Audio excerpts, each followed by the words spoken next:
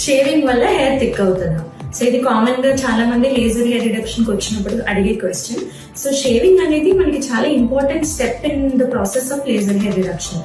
So మనం shave ఎందుకు చేస్తామంటే, మనం షేవ్ చేసినా కానీ కొంచెం హెయిర్ అనేది ఉంటది. సో లేజర్ అనేది సెలెక్టివ్ ఫోటోథర్మలైసిస్ అనే మెకానిజం తో యాక్ట్ చేస్తుంది.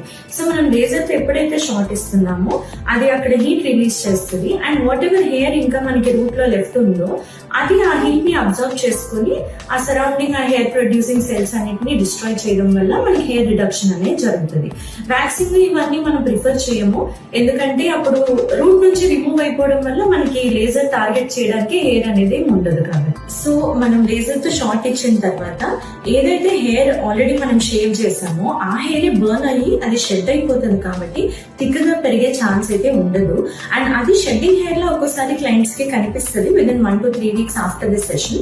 అలాగే షెడ్డింగ్ హెయిర్ కనిపించకపోతే అది సెషన్ యూజ్ లేదు అని కాదు, అందరికీ కనిపించాలని లేదు. సమ్ టైమ్స్ షెడ్డింగ్ హెయిర్ కనిపిస్తుంది, ఒక్కోసారి షెడ్డింగ్ హెయిర్ కనిపించకపోయినా you can see the difference in the way that మీకు హెయిర్ రీగ్రోత్ అనేది టైం తీసుకోవడం ఇలాంటివన్నీ జరుగుతాయి.